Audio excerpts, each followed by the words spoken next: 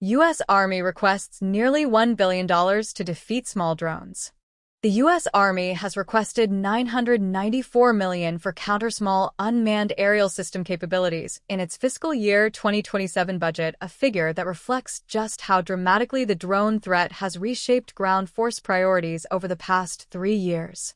The request, recorded in the Department of the Army's official FY 2027 President's Budget Exhibit P1 released in April 2026, places counter-drone defense among the Army's largest single-equipment investment lines in the other procurement account.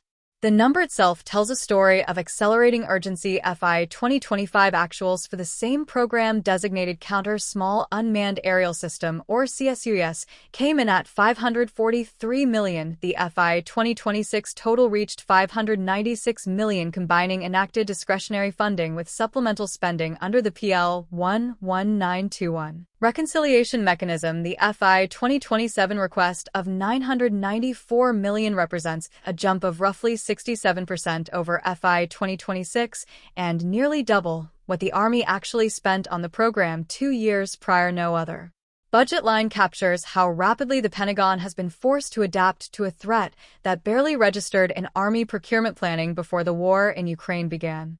The Counter-UAS program covers a family of systems designed to detect, track, identify, and defeat small drones, the kind of commercial and military unmanned aircraft that have transformed the battlefield in Ukraine, and more recently in operations across the Middle East. These are not the large, expensive drones that air defense systems were built to handle. They are small, cheap, often commercially available quadcopters and fixed-wing aircraft that can carry explosives, conduct reconnaissance, or swarm in numbers that overwhelm traditional defenses. Defeating them requires a different toolkit entirely, one that blends radar, radio frequency sensors, electro-optical cameras, electronic jammers, and in some cases kinetic interceptors, all integrated into systems that soldiers can actually operate in a combat environment without a dedicated air defense battalion standing by.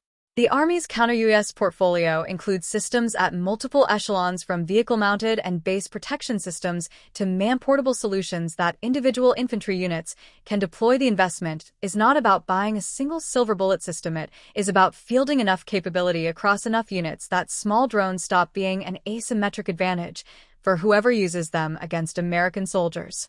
Ukraine made the case for that investment more viscerally than any Pentagon briefing could. Ukrainian and Russian forces have both used drones at a scale and tempo that no military planner had fully wargamed before 2022, dropping grenades on individual fighting positions, hunting armored vehicles, directing artillery fire in real time, and conducting one-way attack missions against targets deep behind the front line. The lesson absorbed by armies watching that conflict was straightforward: if you do not have a credible answer to small drones, you are vulnerable in ways that no amount of conventional firepower can compensate for. The FY 2027 request sits within a broader Army missile and air defense investment surge. The same P1 document records a separate line for Counter Small Unmanned Aerial System Intercept under the Missile Procurement Army appropriation, the kinetic side of the counter-drone equation, covering the actual interceptor munitions used to shoot drones down. FY 2025 actuals for that line reached $329 million. Together with the $994 million Counter-UAS equipment requests, the combined Army counter-drone investment in FY 2027 runs well past the billion-dollar mark across the two appropriations.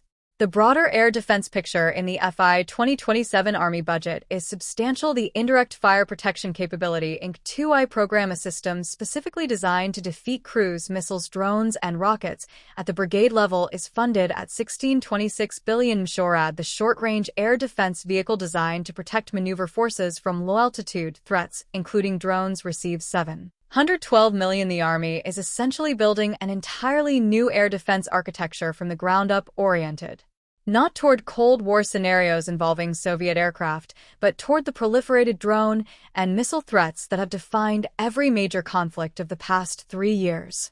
The FY 2027 C-UAS request now moves through the congressional authorization and appropriations process, given the consistent year-over-year growth in this program and the bipartisan recognition of the drone threat. It is among the Army's budget lines least likely to face significant cuts.